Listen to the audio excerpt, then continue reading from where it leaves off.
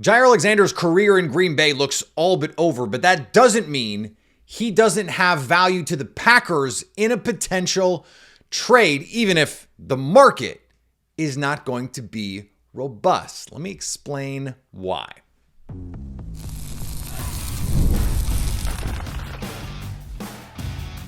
You are Locked On Packers, your daily Green Bay Packers podcast.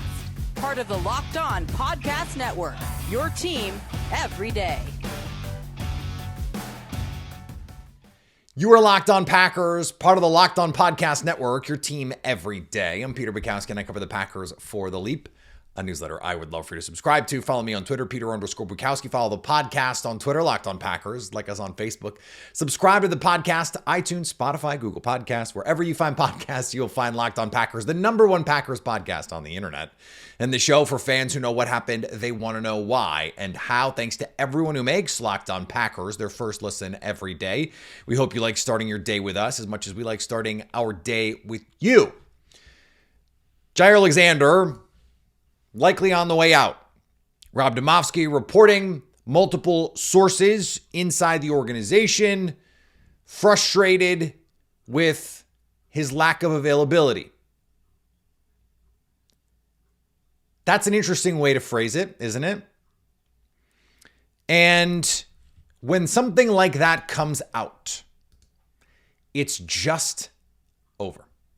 Because coaches generally understand injured players don't play.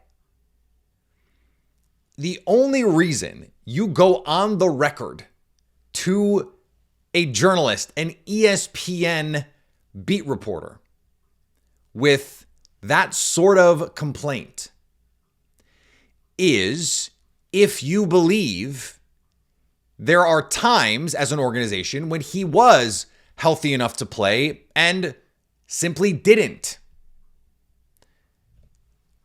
That is a different kind of level. That is an accusation at that point. It is a suggestion that you are soft, essentially. And once that gets out there, once you tell that to a reporter, it's over. It's over. Here's the exact wording from the report. Multiple team sources have privately expressed their frustration.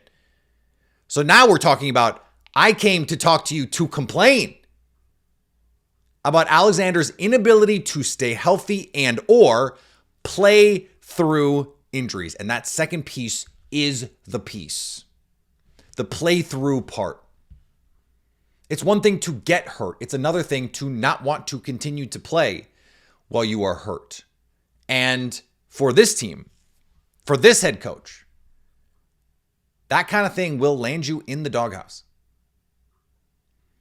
And look, it's not the first time that we've seen, think back to the weeks where he was practicing and then he wasn't, and he was full go and then he was not. And Matt LaFleur, you could tell the guy has no poker face, him and Mark Murphy. He was annoyed at the whole thing. Very clearly annoyed. And maybe it was as simple as he was annoyed that at the circumstances. Man, we just can't catch a break with this Jaire Alexander thing. I told you at the time on this show, I didn't think that was it. And I thought that it was weird, the way that it was all being handled, both by, the medical staff, the way that Matt LaFleur was choosing to handle it in press conferences. It was all weird. It smelled. This was smoke. And then, you hear things about what's going on behind the scenes, things that people believe, things that people are feeling about the situation. It echoes what was reported in ESPN. We talked about it on this show. And there was a whole cohort of people who, there is this push now. We have to defend the players at all costs. So a player who's not playing. Like, the pendulum has swung too far. And part of that is because there are jackasses out there that are saying, oh, so-and-so got paid, and therefore they don't want to play anymore because they got their money. They don't have to be out there. I think generally that is nonsense. And players go after, guys for not hitting their parlays or not coming through for them in fantasy football. And so there is a level of jackassery that we have to push back against, just like as a football culture. But it has swung too far. Because there was a cohort of people going, he's hurt. What do you want him to do? He's hurt. And I'm like, are you watching the same thing I'm watching? Are you seeing the same thing I'm seeing? Are you watching the head coach clearly frustrated? Like, this is not the first time this sort of thing has happened. It's just not. And go back and remember the weirdness around David Bakhtiari. And Matt LaFleur, oh yeah, he's going to be good to go, and then he's not. And then, yeah, we think he's going to practice. Oh no, he's not. And the frustration you could see build from Matt LaFleur. Now, he ends up playing, eventually, he played that 2022 season. He was going to start in 2023. And then got hurt again. And unfortunately, it looks like his career is over.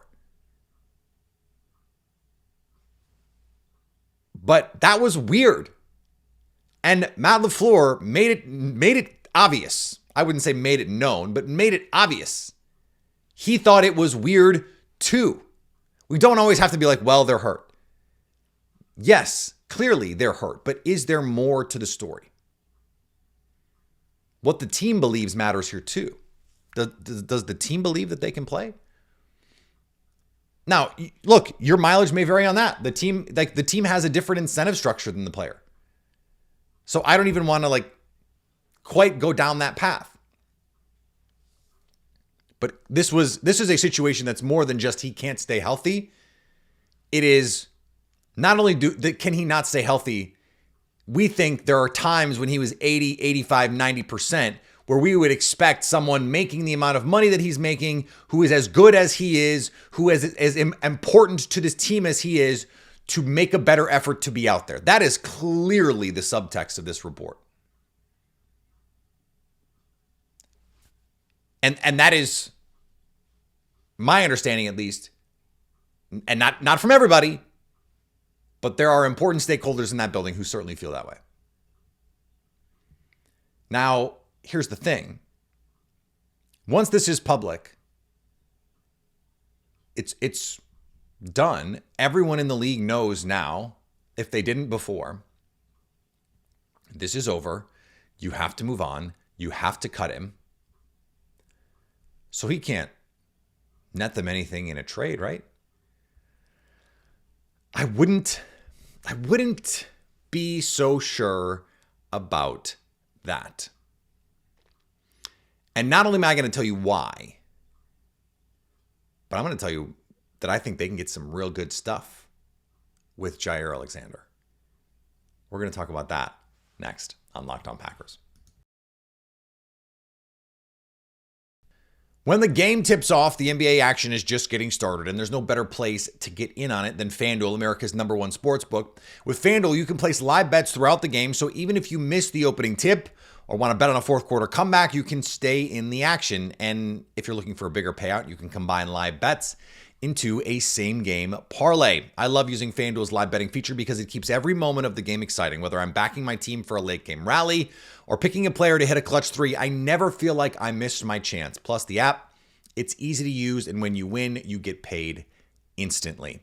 Right now, new customers to FanDuel can get $150 in bonus bets if your first $5 bet wins. Just visit FanDuel.com to join today. That's FanDuel.com for your shot at $150 in bonus bets. Make every moment more with FanDuel, the official sports betting partner of the NBA. Jaire Alexander is still a very good football player when he plays, when he's healthy. And it's not like the money is crazy. $16 and $18 million are what's left on the deal. let's think about this from a player perspective. Are there teams out there, given the injury risk right now, who are willing to pay Jaire Alexander that much money? I don't know. And I don't know that Jaire Alexander can know. I think you could gamble on yourself, but that's certainly a gamble. What a team could do, though, is say, actually, we're going to give you something for a player we know you're going to cut because we don't want to compete with everybody else. The same reason the Packers would give up something in a trade for Davante Adams, because they don't want to have to compete. By total value, by average per year, Jaire Alexander is one of the highest paid corners in the NFL. But if you just look at AAV, $16, $18 million, that's not very much. Carlton Davis on the free agent market, or in a trade, a shade under $15 million. Diamadou Lenore just got $18 million a year. When Jaire Alexander is healthy, he is much better than Diamadou Lenore.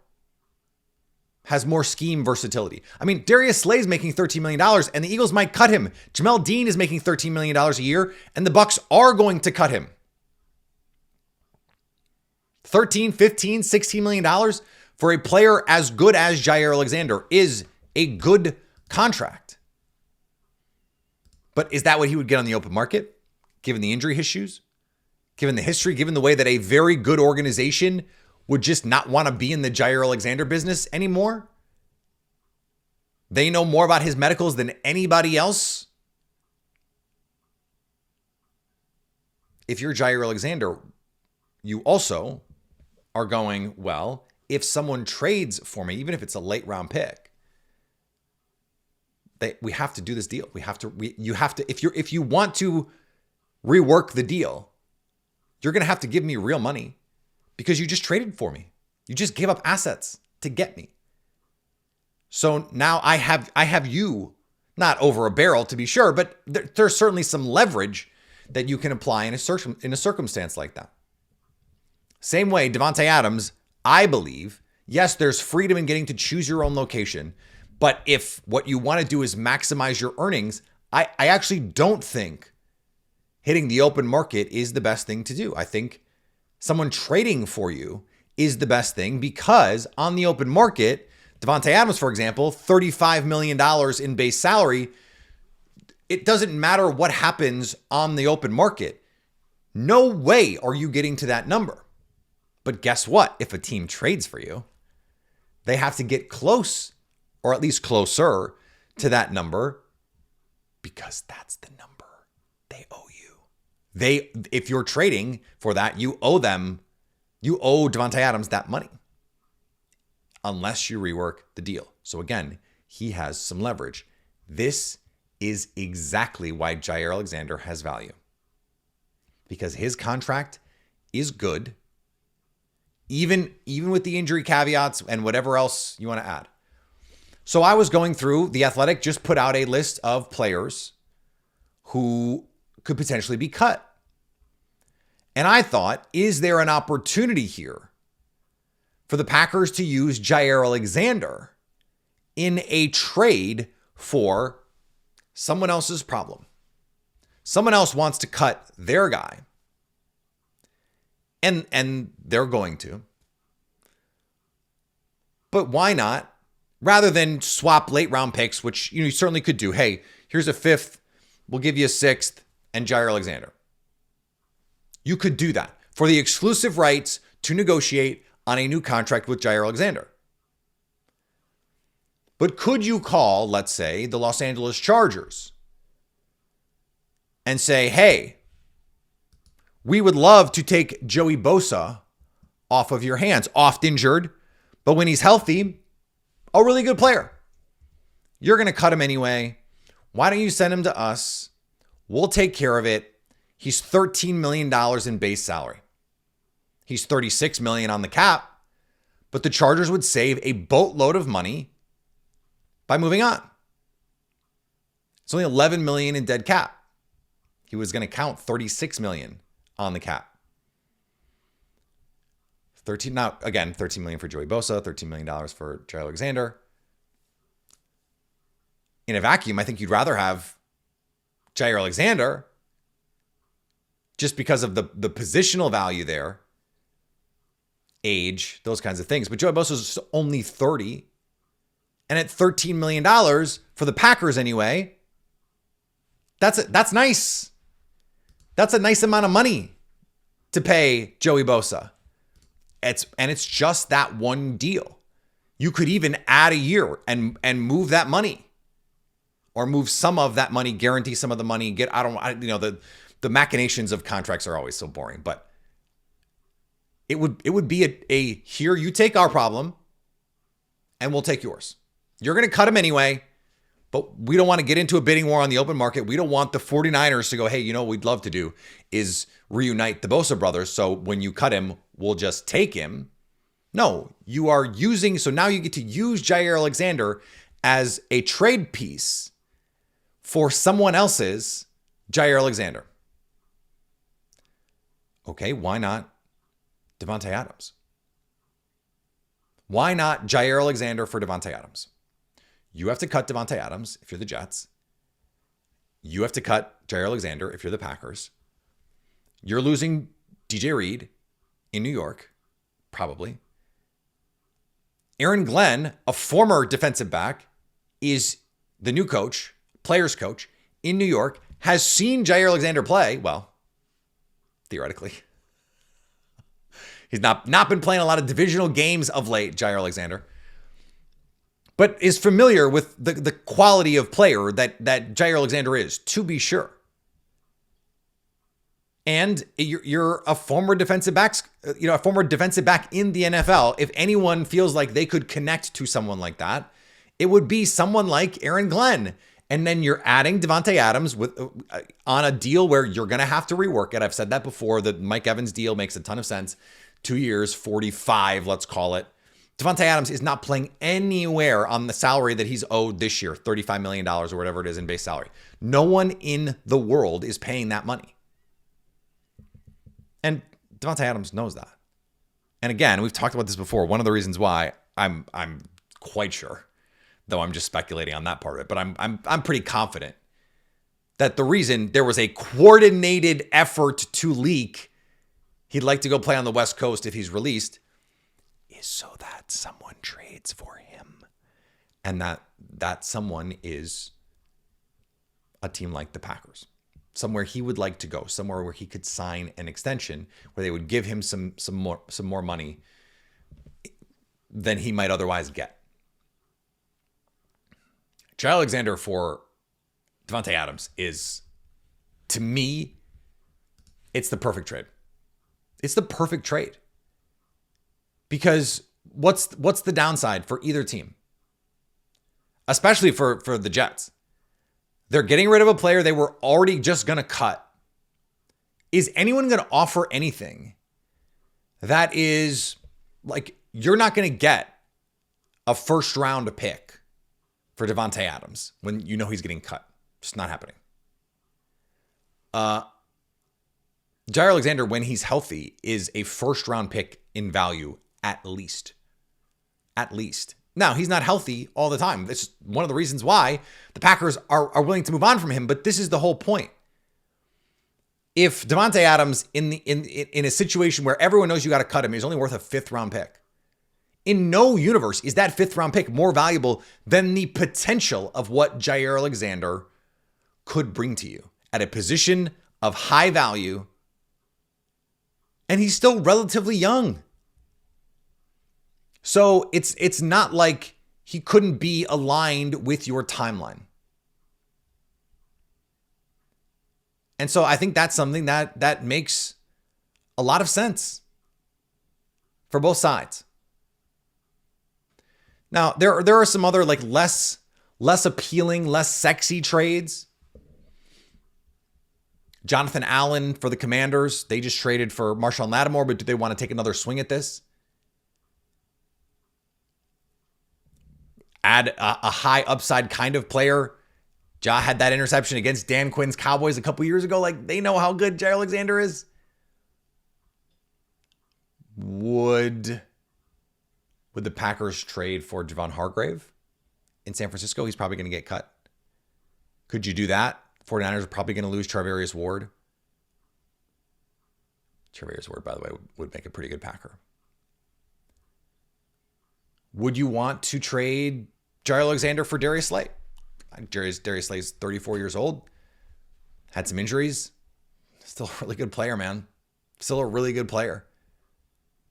This is my point, is Jaire Alexander can still be a valuable piece for the Packers insofar as he can help pick off, because of what he is and what he's established to be and the potential there.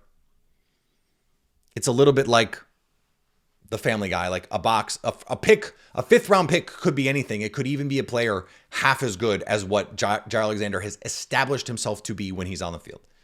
This year, really good player when he was on the field. He only played half a season. But half a season of Jaire Alexander is more valuable than 90% of 5th round picks, maybe more, 95%, even if they played more games. So he can still be an asset for Green Bay. I think this idea that he is like, you know, some underwater mortgage for the Packers, I don't think that's true at all. And I just illustrated the cases why. There are good players around the league who are going to be cut for salary cap reasons. If you can trade one for another, there's still value there. Now, speaking of value there, we're starting to see the little trickle of cuts around the league. This is something to keep an eye on. We'll talk about it next on Locked On Packers.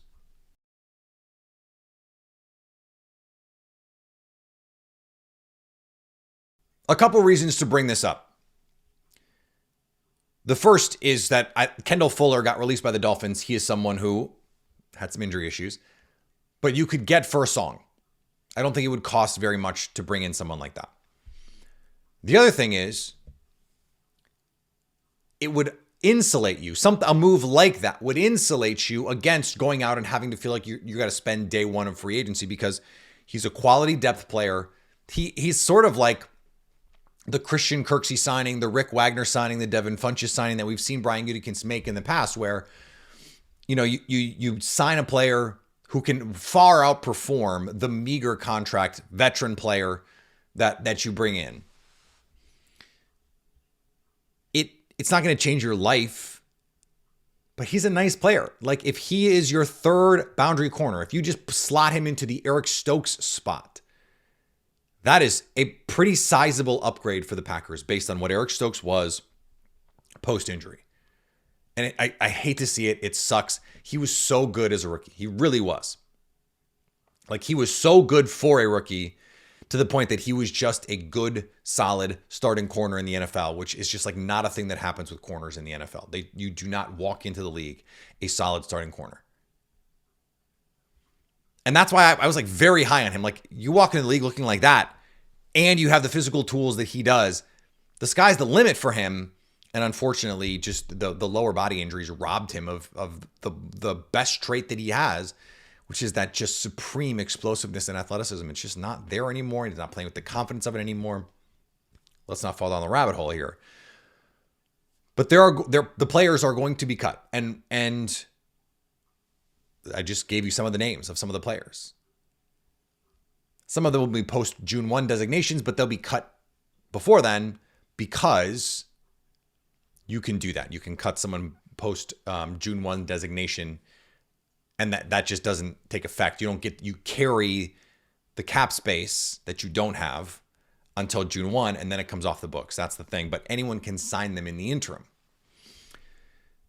But the other cool thing about the players being cut now, and any player who's going to be cut and isn't an unrestricted free agent, so the Joey Bosa's, the Javon Hargraves, the Jonathan Allens, the Devontae Adamses, is they don't count against your comp pick structure. You sign free agents, you go out and you sign T. Higgins, which by the way, the Bengals are franchise tagging him. So that is at the very least a a tag and trade situation, or he's staying in Cincy. So for the Packers, for this reason, they're out, right? Like it's over. That they're not doing that.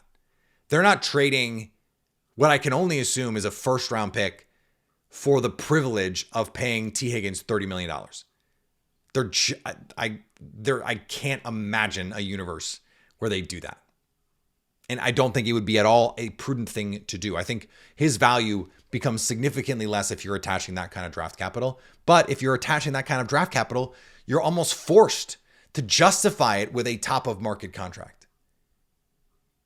And we've heard teams say, well, he's coming to be our starter, so we felt like we had to send a clear message that he's going to be the starter by paying him like a starter. What are you talking about? You don't have to do that. The other option is just like not doing that. Who are you bidding against? This is not that, though. You're going to have to pay T. Higgins a boatload of money. It would have to be a pretty big boat. Like, have to be a yacht, which he could then afford with all the money that you put on his yacht. But you have these opportunities here to add good players potentially and not have it count against you. So when you add unrestricted free agents, the whole scale is money in, money out. They figure out ultimately what that money is worth, what the contracts that are going out, what those are signing. And by the way, Jaire Alexander, same thing. You cut Jaire Alexander and he signs a contract. That doesn't matter. Does not benefit you in any way. So there's added incentive for the Packers to find some useful players in this mix if they can. Kendall Fuller is someone who I do think could be valuable to the Packers. And again, you take pressure off of your free agency. You take pressure off of your draft because this was a top 10 defense with Carrington Valentine, Keyshawn Nixon, Javon Bullard. You replace Eric Stokes with Kendall Fuller. So in the event you need a spot start, you hope you save his legs a little bit. He's less likely to get hurt. He's an older player. Not like he's crazy old, but and that is, you've made your secondary better. And then you see what other options are out there, what other opportunities you have. You don't feel as pressed to make it. You let it happen. If that nice corner falls to you, great. Or you feel like you want to move up and get him because you really think that guy's a differentiator for you, you can do it, but you don't feel like you have to do it. And Brian Gutekunst, I feel like, is always trying to operate from that level of positional strength, where it's the best time to draft a quarterback is when you don't need one. The Rashawn Gary draft pick, like we see this over and over and over. He is ready to make that draft pick or that move in advance, so that when there's this other move or other decision that he has to make, it becomes a lot easier to make that decision. So, it's the drafting A.J. Dillon right before you have to decide on Aaron Jones and Jamal Williams and their futures. And you're probably not going to keep both. So, A.J. Dillon. This is something that the Packers, they get out of it at least a year in advance. Hey, we got a couple guys at the same position coming up as free agents. Got to go draft somebody. Maybe 2 or 3 guys. That's how they operate pretty consistently. And so if there are other corners who shake loose, pass rushers, those kinds of players, you bring them in the building. Let's say you can't swing a deal with the Chargers. They don't want to take on the Jaire Alexander money, for example. Which, I don't know why. Asante Samuel Jr., he's probably out the door. I think that one makes a lot of sense. Of Mack and Bosa, I'd rather have Khalil Mack. Health-wise, just that's a better bet, but you're probably going to have to pay him more money. Now, the Packers can do it, but it's something to think about. Because you don't want to cut off your avenues to improvement. So, if you sign Joey Bosa, or let's say you trade for Joey Bosa, but let's just say, because we're talking about the signing part of this, that he gets cut and you have a chance to sign him. What you don't want to do is say, well, if we sign Joey Bosa, then that hurts our financial flexibility if we want to sign Khalil Mack, or we want to make a move for a Max Crosby, those kinds of things. And those trades, any trade can't be done until the new league year. Theoretically, you could agree to it, but, and by the way, that's all going to happen next week at the Combine. But, and there's going to be like free agent deals agreed to at the Combine too. That's just the nature of the beast. And we're not supposed to talk about it, but that's the thing that happens. The NFL, I don't think, cares that much actually about it. So you don't want to do it so that you're hurting your own flexibility. But if you can add a really good player for cheap, like you do that. You do that 10 times out of 10. So we'll see. All right, back tomorrow as we get ready for the Combine next week. Locked On Packers, much more to bring you in the coming days. Follow me on the social medias, Peter_Bukowski. Follow the podcast on the social medias. YouTube, go subscribe. Maybe we'll do a live show from Indy. I'm thinking about doing some lives from Indy. Let me know if you think that would be a fun thing to do. Maybe a live Q&A perhaps from Indianapolis. Maybe with a guest. A lot of people down there for me to grab. Interesting. Let's think. We'll do that for you so you can stay locked on Packers.